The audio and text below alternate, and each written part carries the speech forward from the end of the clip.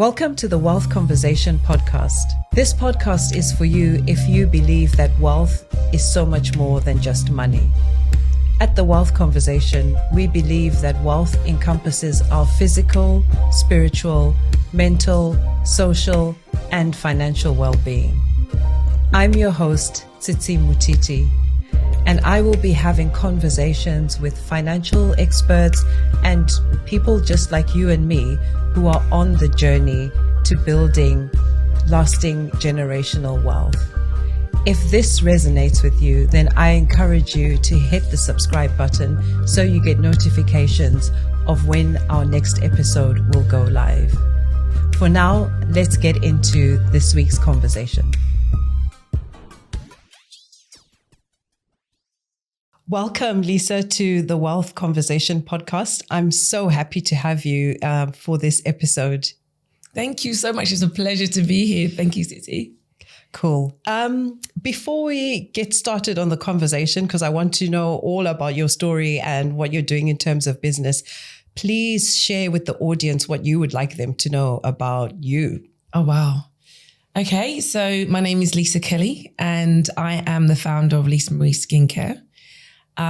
It's a natural wellness brand. My journey hasn't always been in the field of wellness. Actually, it was birthed from my challenges around my infertility. I had experienced ovarian cysts and fibroids and miscarriages and neonatal death.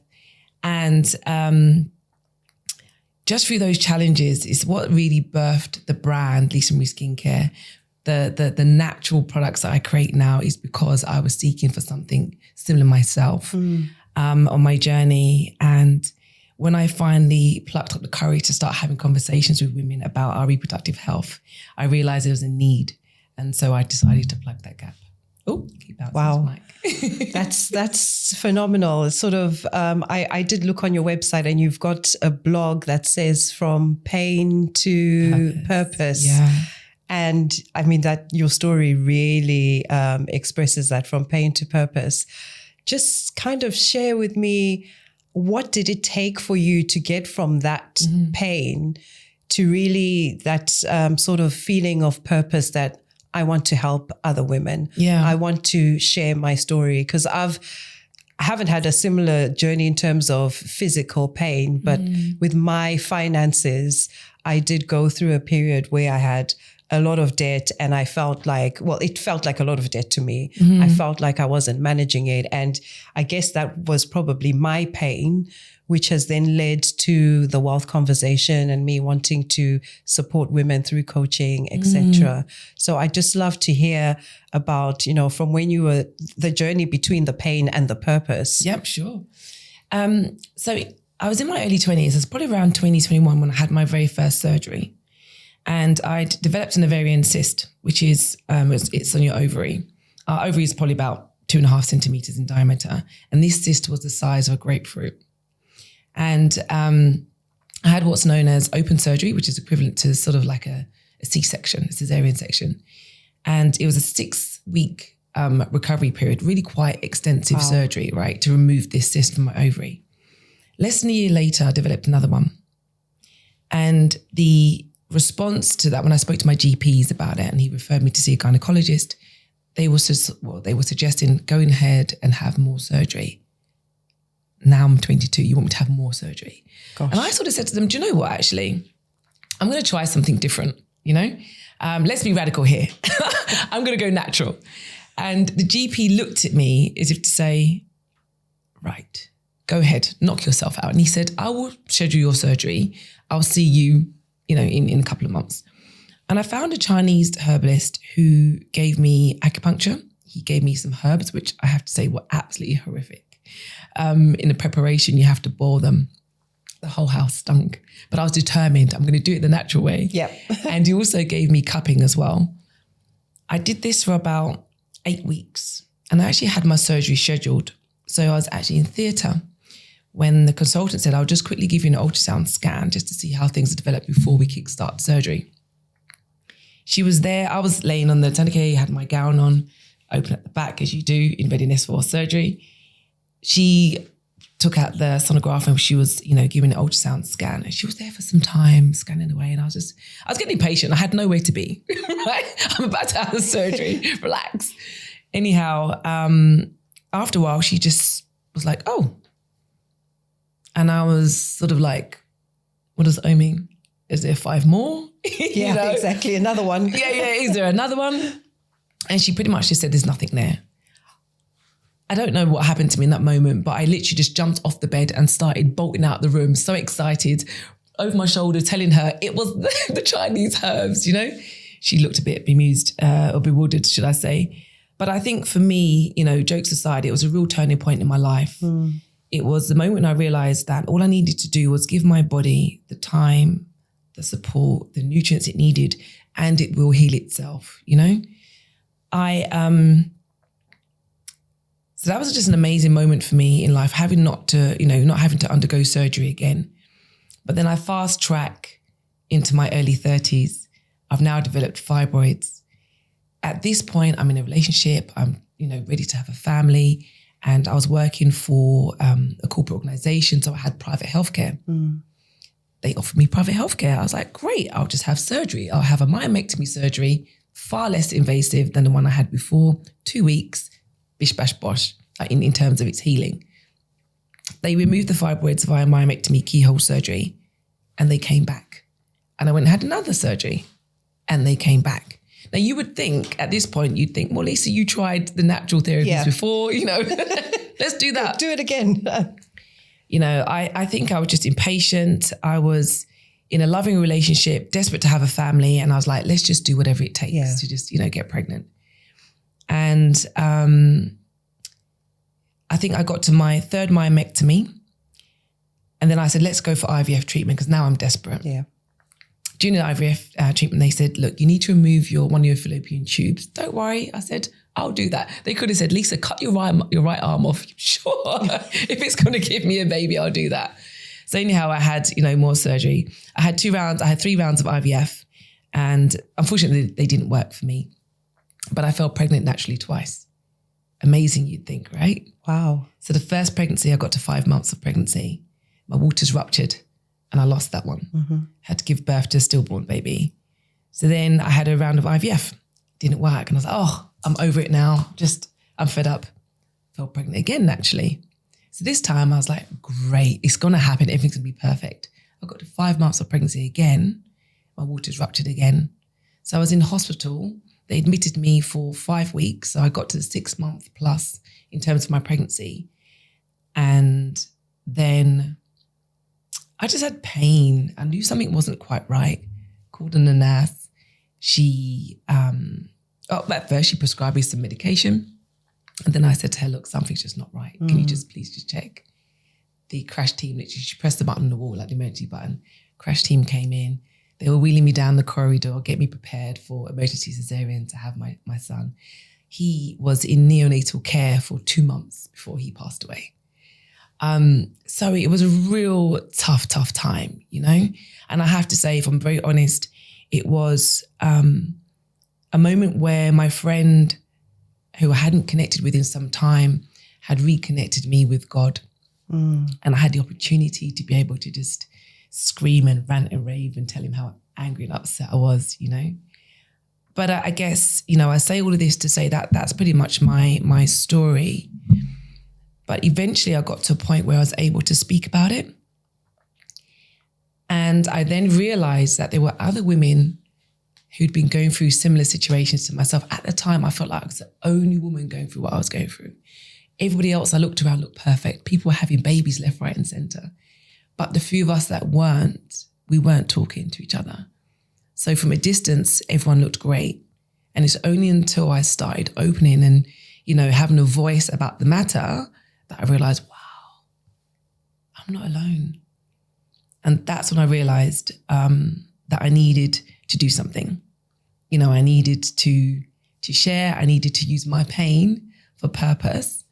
And in addition to having the skincare, it's creating safe spaces for women to come together, for those who are, you could say, maybe behind us on our journey, needing to, to speak to someone who fully understands, because you can speak to consultants, you can speak to GPs, you can speak to your family, and they will tell you they understand. But someone who's been through what you've been through, they're the ones who truly understand.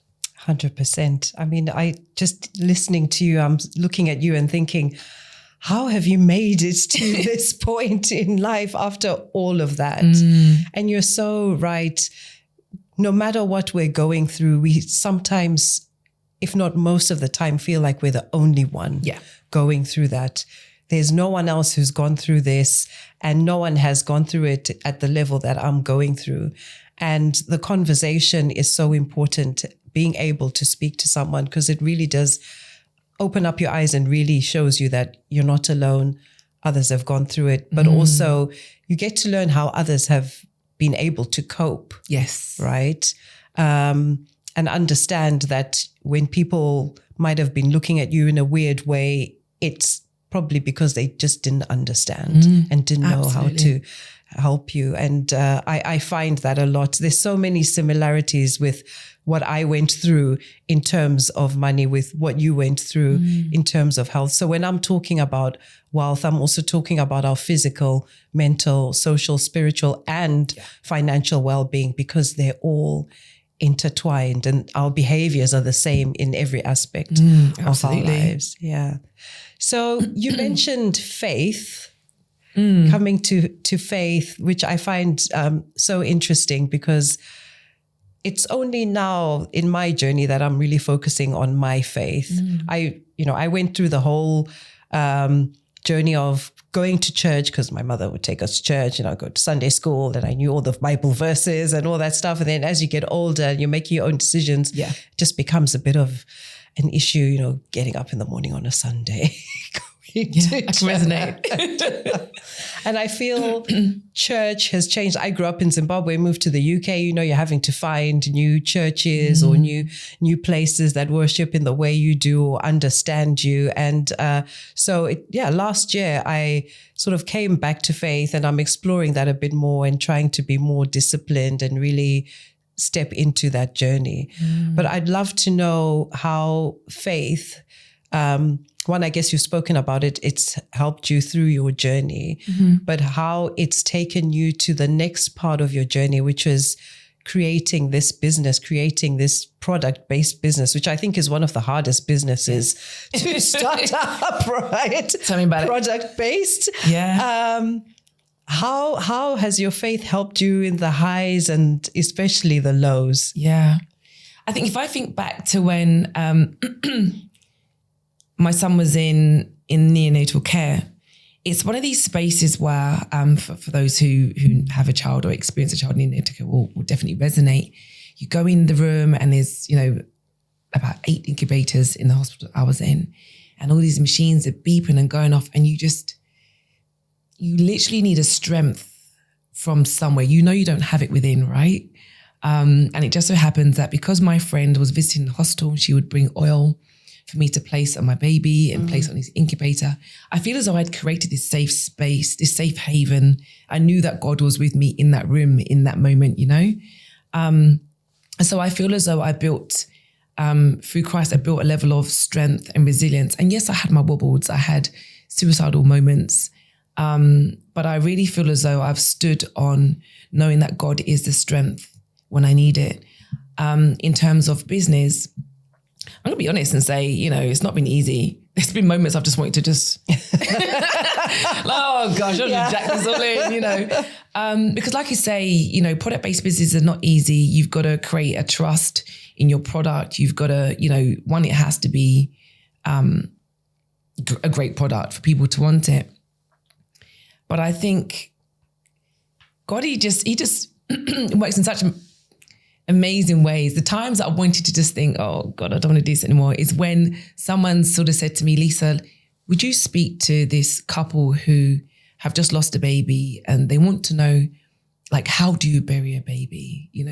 What do you do? Wow. Right. That it Wow. just fires me up. Exactly. And it's not something that everyone can answer. Yeah. Okay. So then I had that conversation. I'm like, okay, cool. This is why I'm doing that. Right. Or it could be a case where, if it's not a situation around someone losing a child, it's someone struggling to conceive and, just being in despair. And I truly understand what it's like when you go about your everyday life and you just see babies everywhere and everyone's just pregnant and your best friends are pregnant and they're all having babies with ease and you love them with one hand and you're a bit jealous in the other hand, and it's just so hard.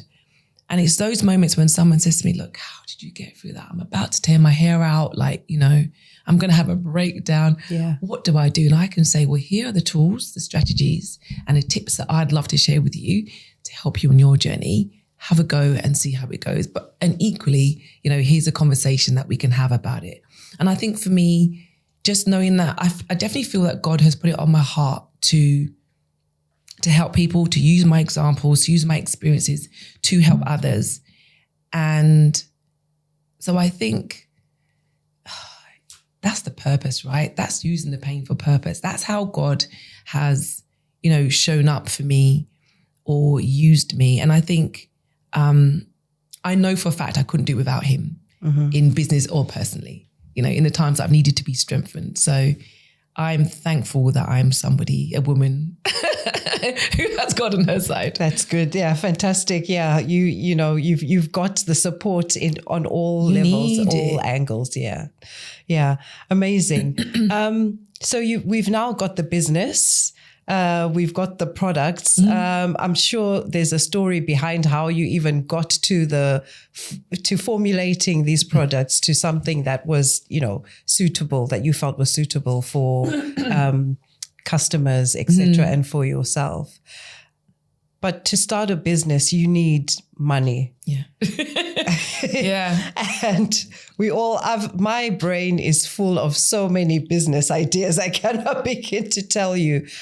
But when it comes down to actually implementing, at some point, you're going to need money to get that viable product that you can actually now say, I'm going to sell this.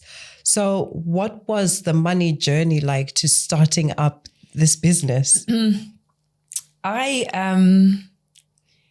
didn't have a massive budget. I utilized my savings. And the thing is, I'd been making skincare for years prior because, when I was on my own journey, I was making it for myself. And then my family was like, hang on a second, why does your skin look so nice? Then I started making it for family and friends. So I guess I'd already had my MVP from that perspective. Right. I'd already tried and tested on friends and family. And then, so I actually got made redundant. Okay. From the company that I was working for, even though most of that money was assigned elsewhere, but I decided to utilize a portion of that to kind of kickstart the business. And I believe in my products. I know that it works. And in terms of clean beauty, it's not something that's too vast. So what I mean by that is a lot of the skincare or personal care products that we use nowadays has ingredients in them that are very toxic and they can cause inflammation in the body. Oh, sorry, excuse me. Just take a quick sip of water. It's okay. Yeah. Clearly talking too much.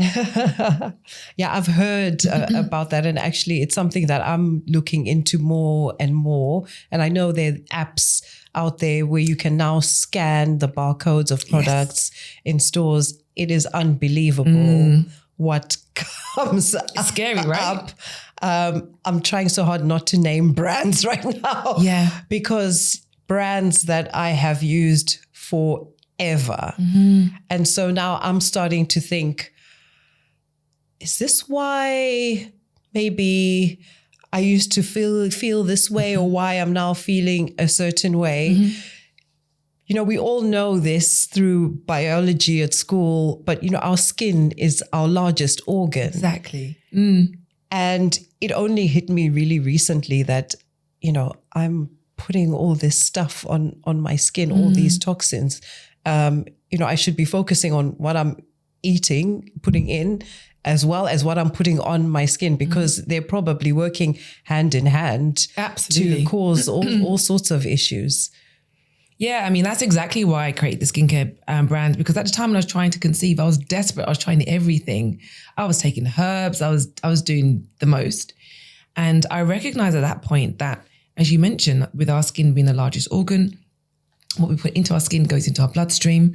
That then causes inflammation. We get the fibroids, endometriosis, the PCOS and all those sort of, reproductive health related issues because of inflammation. So if we can reduce the toxins that we put onto our bodies, then that will help our fertility. Yeah. And so that was the reason why my products they're literally edible. They have absolutely no toxic ingredients in them whatsoever.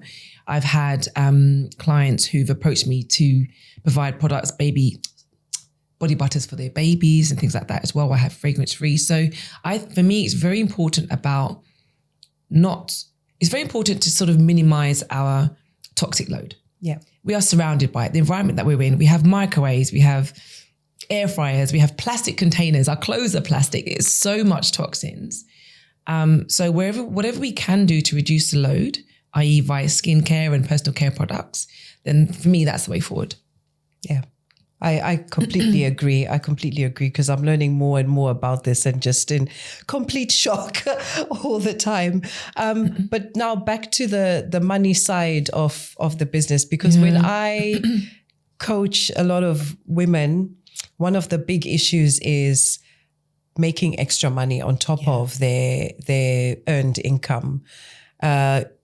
Obviously, you said that you were made redundant, so there was no earned income coming in. Now it was what you had, you were putting into the business. Yeah. But there are a lot of people out there running side hustles, hoping to create a brand that, or products that they can sell into the market and start generating extra income and hopefully eventually leave their employment. Yeah. But, this is now all about money.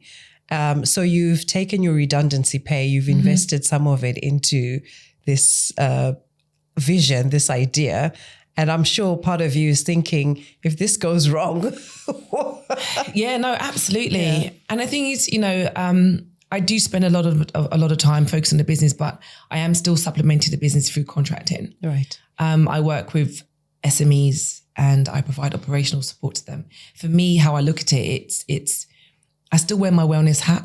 Right. Because I'm coming in with the strategies, the systems, that kind of thing, solutions. So to help those smaller businesses to be able to focus on their self-care. All right. So if the business is able to function in a way that they are streamlined and everything's, how can I explain what I'm trying to say? In my mind, it's working with small brands to support them with their systems and their processes so that these one-man band companies can actually focus on their health and well-being as well. Because you typically find that when you're doing business, it's so hardcore, right? Yep. We work hours and hours on end, and you tend to kind of put to the back burner your health. The thing is, as you will know, our health is our wealth, right? Is. And so if we're not focusing on our health, then we don't have a business. Because if we are not able to operate, we don't have a business. And so I truly believe that, at some point I'll be able to focus entirely on Leighsa Mari Skincare. But just for the moment, I'm working with smaller brands to kind of help them. Yeah. In my mind, from a wellness perspective. Yeah.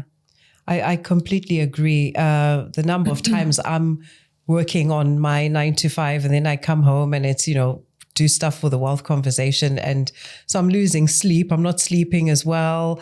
My mind is constantly racing. It's always been that way. But now I've got these two things that are constantly on my mind, trying to see how I can be the best in both worlds. Yeah. And then I've also got a family to look after. Everyone wants attention from me. It is a lot. So, entrepreneurs really need to be mindful of their health. And I think carve out time for yourself. Yeah. Carve out time, I think, for your physical well-being, but also I think spiritual well-being. Oh, totally. Because there's so many times when you're questioning, why am I doing this, right? So you have to be aligned with your purpose. And I used to think health was just, great diets and, it's an exercise. It's not. It's the whole holistic approach. Indeed. You mentioned sleep. So important. Our water consumption, sleep, nutrients, everything. You can't really just pick one aspect of health to focus on. You have to literally tackle it from a whole holistic perspective. Yeah, completely agree. I couldn't have said it better. Now, I'd like to know if there are any tips or tricks or hacks that you have come up with when it comes to managing your money, the personal and the finance, in terms of running a business? Because as I said, there are a lot of us out there who've got side hustles, we've got side hustles that are potentially becoming bigger. But I can say, hand on heart, the Wealth Conversation has taken a lot of my personal money. Yeah. There's a lot of money sitting in there, but I do have a strong belief in the Wealth Conversation. And I've got my ways of making sure I'm accountable and keeping track. I pay an accountant. That's because that's the only thing I can do. Everything else is just a bit too much of my time. So I'll do the spending, pay the bills, get an accountant so I know what's being spent. But what are some of the things that you've put in place for yourself to manage your personal and your business monies? Oh, that's quite a hard question, actually. I think for me, I'm looking at it from a perspective of, in the Bible it says, we talk about multiple income streams. Yes. Yeah. I try to look at it from separate pots. I look at it from Leighsa Mari Skincare. I look at it from Leighsa Mari Consultancy. And I just try to sort of plug individual different pots that I can kind of invest in, because I do investments as well. Right. So I think really it's just, that's a bit of a tough question. I think, other than sort of focusing on multiple pots, and I think also as well, is sometimes it's the 1%ers. Like when you think, I need to have a massive amount of money in X, Y, Z, that's when it's quite hard to actually create that kind of wealth. Yeah. But sometimes it's the small little pots that you can create that will actually do pretty well, But yeah, I think at the moment I'm just being very wise. Yes. with my spending and investing. And also what I'm doing is I'm in a community of other entrepreneurs. And so you don't always have to exchange money. You can exchange services. I love that. Yeah. So, some of us are beauticians, some of us are hairstylists, some of us are, and I will exchange skincare for those services and things like that. I've exchanged skincare for mentoring. Yeah. So, I guess from that perspective, that's really how I try to be a bit more finance savvy, a bit financially savvy. And I like that sort of trading, goods for services, because sometimes, I'm definitely going to be placing an order for this. There is a monetary value to your products, and, I've got services that have got a monetary value. So whilst we're all growing, how can we support each other? Exactly. That's a phenomenal way of doing that. Now, since we're on the podcast and we've got the time, tell us a bit about some of your products. Okay. I'd love to know a bit about a couple of them. Excellent. The bestsellers, etc. Well, actually, my bestseller is not this one. It's a fragrance, but my bestseller is a clary sage and geranium and clary sage body butter, and that's specifically been infused with geranium, clary sage, and lavender essential oils, and they are fantastic essential oils for supporting your hormone balance. They are enriched with, do you want to try one? In fact, I'll just open this one. Let's give you one of these. I've got little travel size ones as well. And I use black glass. And the reason why I do is because it's one of these, it's actually called Violet Glass, the company that provides it. The one that you have there is it's more sandalwoody, it's kind of more woody. The gents kind of like that one. I do have women that buy it as well, but it's one that normally the men sort of buy, the one that you have just used. For me, fertility is a team sport. It's not just women who need to focus on their fertility. And I think if you're going to have a woman that's going to go through, taking all the vitamins and, reducing the toxic load, then why would you just not do it as a partnership? Like have your partner do exactly the same, give him vitamins that he needs and give him skincare that is non-toxic. Yeah. So here is, can you reach? Okay. That is the one of the best sellers, that one. And what I found is as well is women who are in the stage of perimenopause or menopause, they find that it helps to reduce their, the hot sweats. Which one? The Dranium. Oh, okay. I'm taking that one. Yeah. That one, yeah. And the thing is as well, is, like you say, what you put on your skin goes into your bloodstream. Yes. Okay? And so because it's essential oils, it goes straight into your bloodstream. Yeah. I have fragrance-free for those that are not keen on scents, but just want something that's going to, nourish their skin. I have castor oil. I love castor oil. Castor oil is one of the very few oils that goes deep into cellular level. Okay. Right. It's great for reducing inflammation in the body. And what I've done here is I've infused it with turmeric, black pepper, and ginger essential oils. Turmeric is an amazing, you probably know about turmeric, it's great for reducing inflammation. Black pepper is like, it activates the ingredients in turmeric. And then ginger just kind of get the blood flowing. So if you have any aches and pains, we use it quite a lot for people who are, I'm knocking this mic around, who have like fibroids, for example. Yeah. You can saturate the castor oil in the cloth here. This is a muslin cloth and it's organic, so it hasn't been bleached. You would saturate it in the castor oil, you would place it on your womb area and even over your liver as well. And it helps to reduce, fibroids and endometriosis. And then also I have a foot oil here. One of the challenges when you have hormone imbalances is you find it hard to sleep. Yep. Yeah. So here it's a foot oil. If you can reach that, You're welcome to open it. And it is infused with ylang ylang, German chamomile and lavender. And it also comes with a spa moisturizing sock. So you place the oil on your feet. Where your feet are is the largest pores. You have the largest pores and soles of your feet. Oh, wow. So when you massage that oil, massage the oil into your feet, place the sock on, and then you're going to have a great night's sleep.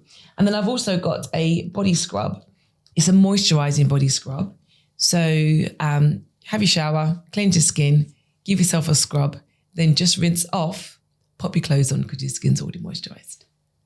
That sounds amazing. Yeah, it helps. Gosh, I've got a long list. I should have been writing everything down. I think I'll just take all that stuff. Oh, you're welcome. You're welcome. But yeah, no, it definitely does help with time. Definitely if I'm sort of going out somewhere and I think I don't have time for that second step to moisturize, quick scrub because my skin's soft. Yeah.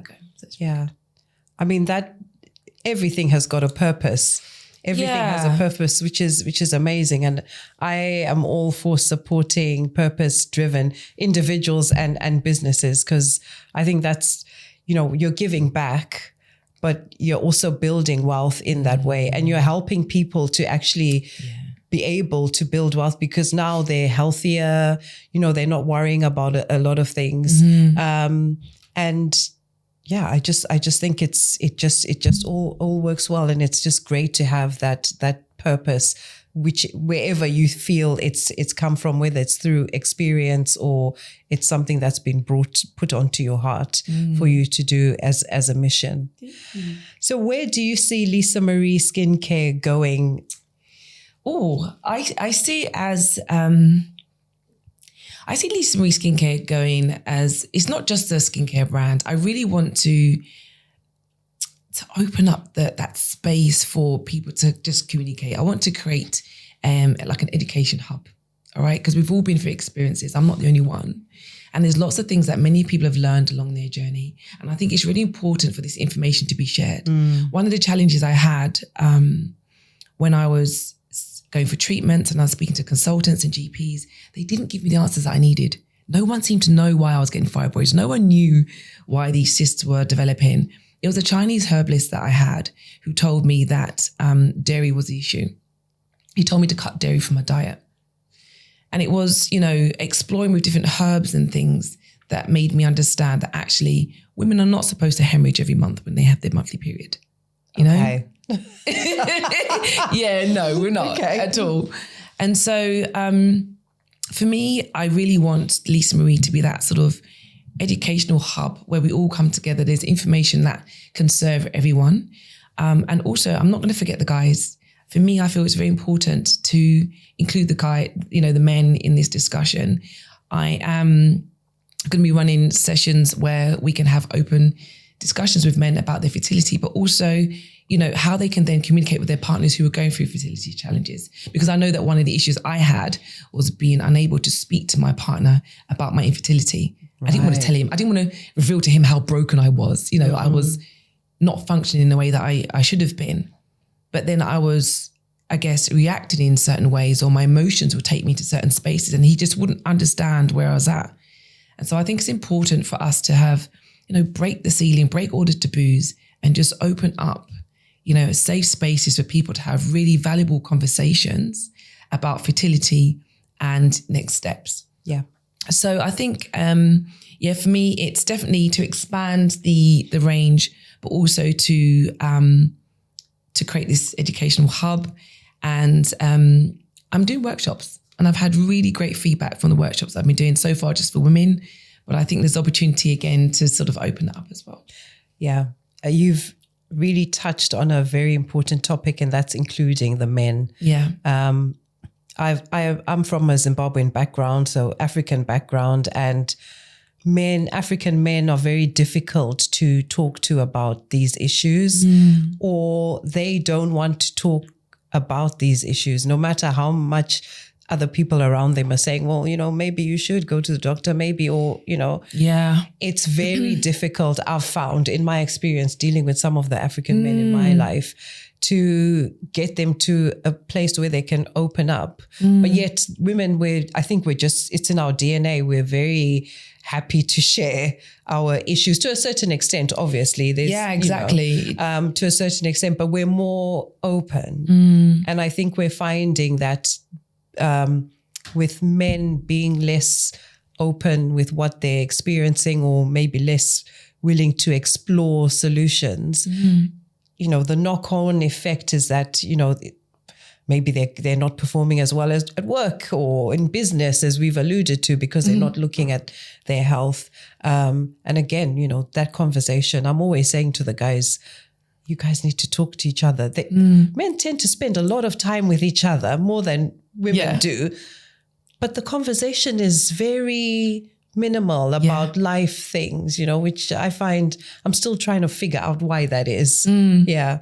I think definitely in terms of investment, men are not the best when it concerns their health. But I also, you know, I've had a conversation with a woman recently who wanted to go for some treatment, and it was a couple of £100.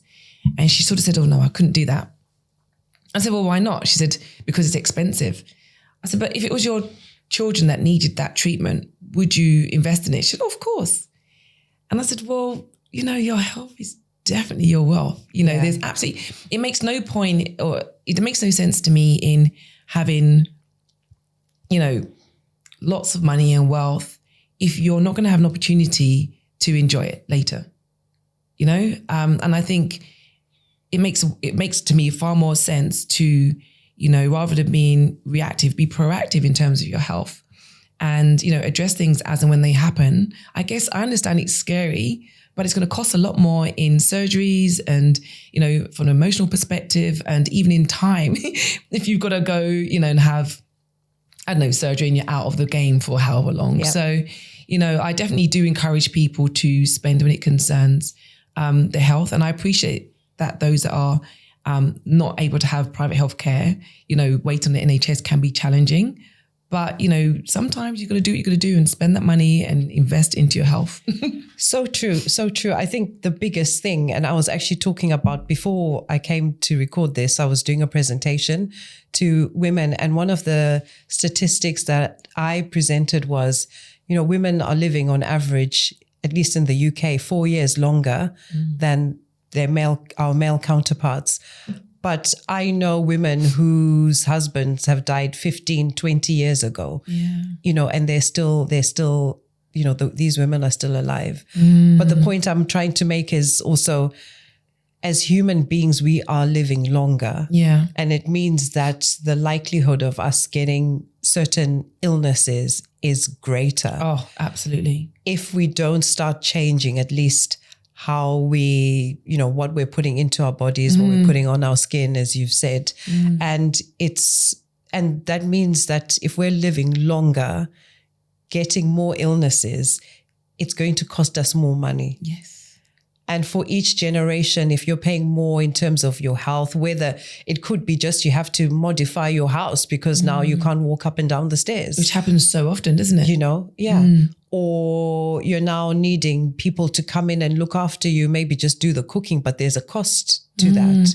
You know, a lot of people are suffering from dementia and Alzheimer's now more than ever. There's a cost to that, you know, being looked after. And it might not be a direct cost immediately. It could be a cost on other people, like your children now having to take time off work to look after you. All of that, there's a financial cost. And in the end, what it means is that the next generation doesn't get that wealth that you've been building all this time. No. Because it's now been eroded by all these healthcare costs. And another scenario is, as you've said, people building so much wealth, but they're so ill, they can't even, you know, they're building this wealth. So in retirement, I'll fly first class or I'll go around the world, 5 holidays, you know, and you can't. No. Because you're so ill. And it doesn't take much. No. It doesn't take much. You know, sleep is probably one of the most important things that we can do.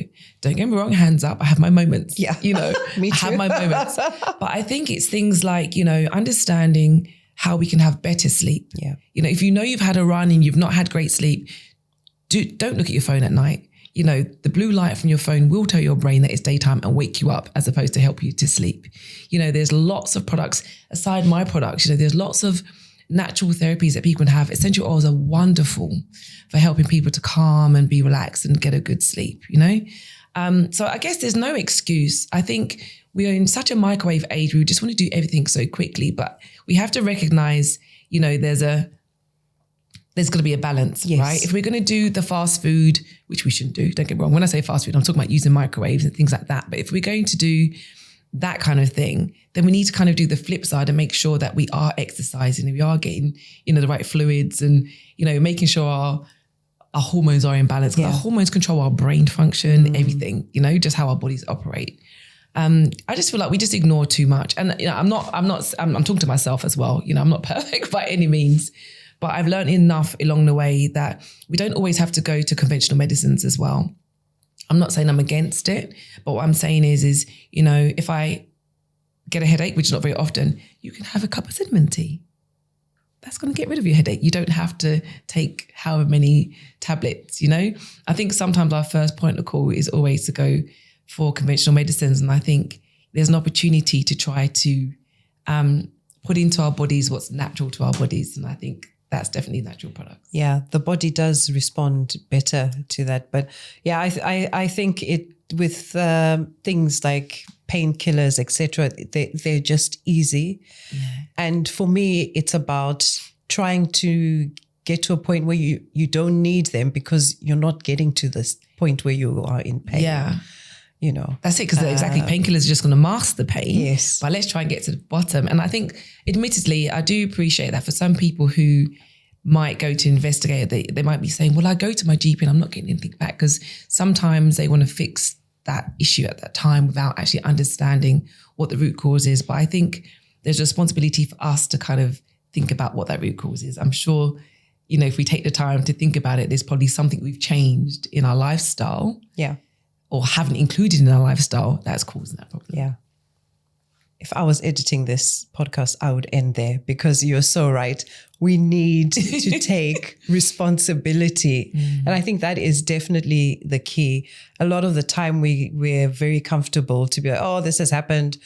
I'll let this other person sort it out by, you know, going to have a meeting with them or a consultation and expecting them to provide the solution. But if I think about the times that I've gone to the doctor, most of the time, because of the short amount of time we've got, I don't give the full story because maybe I've forgotten, or by the time I've got the appointment, the pain is not as bad. So, you know, I'm not giving them everything that I should be saying to them, so that they can potentially give me the right treatment or take me down the right investigative course. So, you know, taking responsibility for our health and well-being, I think is super important. Yeah. Yeah. And I think, just to add to that, I think if it were a case where you knew you were leaving a legacy to your children and you had a pot of money that was meant to go to them, and there was some issue with that, I don't know, you invest in something and it wasn't quite right, you would be quite adamant to make sure that that was back on track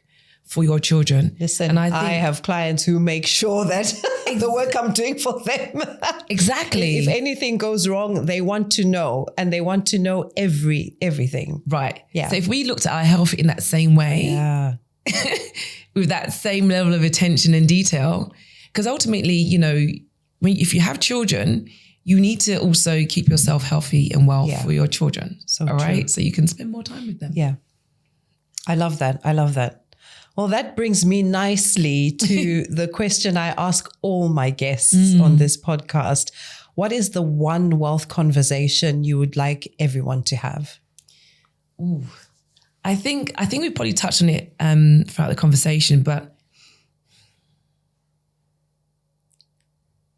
I think for me, it's definitely got to be health is wealth. 100%. I think I would want people to ask, how are you investing in your health?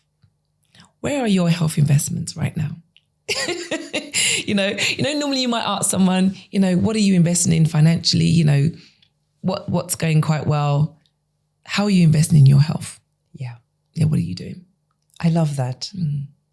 How are you investing in your health? I almost said wealth there because it's so easy, right? We focus on that, but not the health. How are you investing in your health? Yeah. That is so good. I'm actually asking myself that question right now. Yeah. That's amazing. Thank you so much, Leighsa. How can anyone listening to the podcast or watching the podcast get in touch with you or find you? And if there are any workshops coming up, please let us know. Oh, excellent. How can they support me? I would say definitely spread the word, you know, of Leighsa Mari Skincare as a brand. I would love for people to follow me on socials. I'm on Leighsa Mari _skincare and Leighsa Mari on Instagram. I have a website, which is www.leisamari.com. And Leighsa, for those that don't know, is spelled Leighsa. And Marie is Mari. I'd love the opportunity to collaborate with IVF clinics and, you know, health and wellness clinics. So any recommendations from that perspective, please feel free to get in touch. Fantastic. I'm sure everyone is going to be contacting you and giving you recommendations, definitely. And for anyone watching this podcast, please share with anyone you feel would benefit from the information that we've spoken about today. And please like, share, and subscribe this podcast. It really helps us to reach more and more people and just have more wealth conversations. Thank you so much, Leighsa, for coming to our new home for the Wealth Conversation podcast. I'm loving it. It's amazing. I'm loving it. And yeah, I look forward to collaborating with you as well in the future. I've got so many ideas of what we can do together. Excellent. Thank you so much. It's been an amazing interview. Fantastic questions, by the way. Oh, thank you. No, it's been really enjoyable. Thank you so much. Great.